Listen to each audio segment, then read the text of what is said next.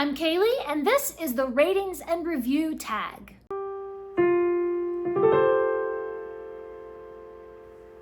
This tag was created by Scott and Nell at Gunpowder Fiction Plot, so I will link them in the description. I was tagged by A Musical Bookworm, and so I will leave their channel in the description as well. Be sure to go over and subscribe to them. And question number 1 of this tag is to tag some people. So I'm going to reach back into our Booktuber Shoutout book, and we're going to choose a couple of people to tag. Usually I would just shout them out, but today I'm tagging them. All right, 1 and 2. I tag Christine at Keen Cat Chris, and I tag Jess the Book Freak. So links to their channels in the description. Go over and subscribe to them, and I tag you to do this video. And of course, you don't have to wait to be tagged by somebody. You can just do the video if you want to. Question number 2, how do you know when you have finished a good book? Is it a thinking or a feeling response? For me, one of the main criteria of whether or not whatever book that I just read was a good book for me, that I enjoyed it, is whether or not I learned something from that book, some greater wisdom or moral truth or like universal experience of the human condition or something. Did I learn something? Was I inspired by something in that book? So I'd say it's both a thinking and a feeling response. There was some sort of greater truth that inspired me or that I connected with emotionally in some way. As a Christian, this is really important for me because I believe that all stories, whether they have Christian themes or not in them, whether they're written by atheists or whoever writes them, all stories in some way reflect God's truth because we are created by God. And so his creation, when we subcreate, like Tolkien says, we can't help but put little nuggets of truth about God into our stories because all of reality is the truth of God. So I love books that somehow reflect that truth, that somehow point back to God. I think that all of us are probably subconsciously looking for those connections. We just don't realize that that's what we're looking for. Okay, question number 3. When you begin to form your review or rating, what is the first question you ask yourself? Oh dear, I don't know. What is the first question I ask myself? It depends. I mean, it really depends on the book. I think the first part of this question says, when you begin to form your review or rating. When I begin to form my review is when I begin to read the book. I'm already thinking from the first chapter, from the first sentence, I'm already thinking, oh, I bet this is this, and I'm probably gonna write something about this in my review. And really, I mean, well, if I really think about it, I begin to form my review before I start to read the book. When I look at the cover, when I read the synopsis, it's already given me an idea of what type of book this is, who is the main intended audience, what type of plot can I expect from this genre, from this type of author. So I've already begun to form an opinion about the book before I even start to read it. So probably the first question that I ask myself is, does this book appear to be meeting my expectations that I have now developed from the synopsis and the cover? Or am I now disappointed? And then I start to think about the plot structure and the character arcs and the writing style as I go through and actually read the book. And by the time I'm finished, I have formulated an opinion about this book. I don't know, maybe I'm overthinking it. Okay, question 4. Do you do star ratings? Yes, I do. Why do you do star ratings? If you do, or why not? I do star ratings because they're there. I do star ratings because Goodreads and Storygraph have them available to use, and so I use them. Okay, explain your star rating system. What does a good book get in your rating system? I go by exactly what Goodreads says. 1 star on Goodreads, if you hover over it, it'll say, did not like. 2 stars says it was okay. 3 stars says liked it.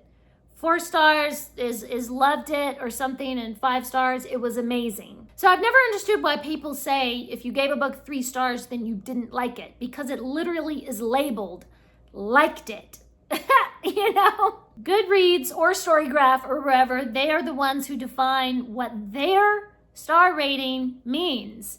And so I just go by that. Typically what I do is I start out with like, you have 5 stars. And as I'm reading, there was something I didn't like. So now you're down to 4.5 stars. And then there was another element that annoyed me. So now you're down to 4 stars. So as I'm reading, I'm mentally checking off in my head, oh, I didn't like that. And now you're down a half star, you know? But every once in a while, there'll be something that's so amazingly incredible at the end. It's like, I don't care anymore about the things that annoyed me in the middle. That ending was so perfect. I'm gonna bump you back up to 5 stars. So it's not like, you know, you lost stars and now there's no redemption. If you pull it together at the end, then I will love you again. Okay, is your star rating consistent? Are all your 5-star books better than all your 4-star books? Those are 2 different questions, okay? Because the word better is like a value judgment, okay? Yes, all my star ratings I feel like are fairly consistent. I am a bit of a mood reader, so if I try to read a book that I'm just not in the mood for it, that will probably end up being a lower star rating. However, aside from my moodiness, my star ratings are fairly consistent, you know. However, the question about whether or not all the 5-star books are better than all the 4-star books, that's a different question because it depends on what type of books you are comparing here. You know, this is a comparative word. Better is a comparative word. I'm comparing these things, right? Okay, you know what? We're gonna compare 2 things. I gave both of these books 5 stars. This is Waverly by Sir Walter Scott and The Brain Quest Pen Control Learn to Write. This is a children's activity book where they have to trace lines so that they can learn to control their pen before they ever write the alphabet. They both got 5 stars. Is one of them better than the other one? Like seriously, okay? You can't compare stuff that is outside of each other's category, right? These are in completely different genres, different categories. Everything about them is different. When I compare this book to other children's activity books, this one stands out. It gets 5 stars. Compared to other children's activity books, this is the best. When I compare this to other classics and other books by Sir Walter Scott and his contemporary peers, this one gets 5 stars. It's one of the best. To compare them to each other is silly. Ridiculous. So are all the 5-star books better than all the 4-star books? I mean, how can I answer that? That's silly. I guess I'm taking issue with the questions in this tag. I don't know. Okay, let's just keep going. What language do you use to convey the quality of a book in your reviews? I've done a whole separate video all about how I write reviews and what different things I look for in reviews.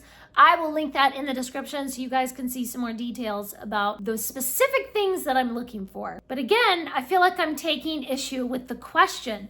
It talks about the quality of a book. Is a review really meant to analyze the quality of a book? Again, this is a value judgment, you know? Or is a review really meant to just talk about your personal enjoyment of the book? I think you can do both. You can't talk about the quality of the book as it pertains to your personal enjoyment, but you're not writing a critique of the book to analyze its quality. You're writing a review to tell people about your personal experience and your personal enjoyment of the book. I actually did a whole nother video all about this topic, about when is it a critique and when is it a review, and why people get all up in arms over you just giving your opinion in a review, when really you're not saying anything about the quality or the value of the book. You're just saying that you personally maybe didn't enjoy it. I do talk a lot about like the author having a unique voice, or the writing being very strong and forceful, and by that I mean it made me feel something, there's passion in there, or the characters being really lovable, or the plot being exciting or adventurous, or there being a lot of plot twists. So those are all things that I talk about and that I look for. I feel like I'm floundering in this tag. I don't know what I'm talking about anymore. Do you believe every book has its perfect reader? Does this contradict the idea that a book can be bad? So I do believe that every book has a perfect reader, but I don't think that that contradicts the idea that a book can be bad, that it's bad quality, badly written, or has somehow inaccurate or misleading information in some way. I think that people absolutely can enjoy books that are badly written, even when you know it's badly written. Last year, I finished reading the Roswell High series, and it was terrible. It was badly written. It was just really dorky, but I didn't care. I loved it anyway because I loved those characters. And so I still enjoyed it. I was the perfect reader for that awful, dumb series. So absolutely, every book has the perfect reader, somebody that's gonna love it, even if it's terrible. Number 6, what book that you hated have you recommended? I don't think I've ever recommended to someone a book that I personally hated. No, I don't think why would you do that? I don't understand why would you do that? I don't know. Question number 7, what makes a book good, bad, or great by your evaluation? Wasn't that the first question? That sounds like that was the same as the first question. That's weird. So if you're talking about a book that I can objectively tell is good quality literature, but not necessarily a book that I actually enjoyed, there are certainly criteria that you can look for. Does the plot structure make sense? Is the writing coherent? Do the characters have an arc where they grow and change? You know, there's a ton of different things that you can look for to say, yes, this structure shows that this is a very well thought out plot. Doesn't mean I'm gonna like the plot, but I can tell that it was thoughtfully constructed. Doesn't mean I'm gonna like the characters, but I can tell that they have a lot of depth to them. I'm a character-driven reader, so a lot of the time, even if there's plot holes or the plot doesn't quite come together, I don't really care as long as there's a good character arc and the characters are growing and changing. But plot-driven readers, they don't care so much about the characters, they want that plot to line up. And I mean, you have to have both. It's really like two halves of a scissors, right?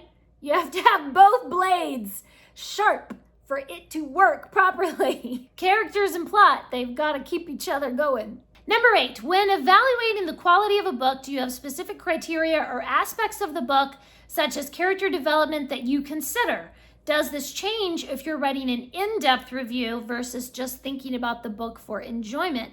So I feel like the first half of that question was exactly the same as the last question. So I'm not sure why they asked the same question twice. But the second part of the question, do those criteria change if you're reading to write a review or if you're reading just for pleasure? I think that the criteria don't change, but when I'm reading just for enjoyment and I don't intend to write a review, which doesn't really happen these days, before I joined BookTube and started writing reviews for everything, and I was just writing for enjoyment, I did not analyze my books the way that I do now. I didn't really think about specific criteria of the plot or why is it that I love that character. I would just think, I like that character. And I wouldn't really dig any deeper to find out why specifically is there something about that character that I'm enjoying reading about. Question 9, do you consider star ratings or average ratings when choosing books to read or add to your TBR? No, I don't really look at the star ratings usually because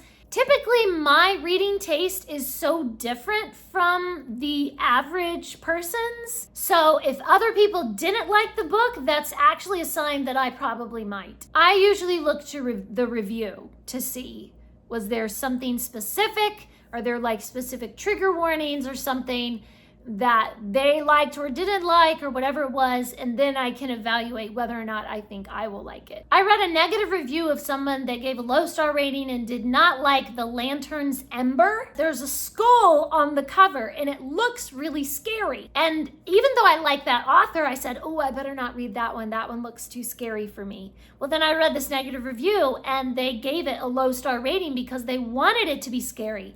They picked it up because the cover looked scary. And then it wasn't that scary, it was just kind of creepy.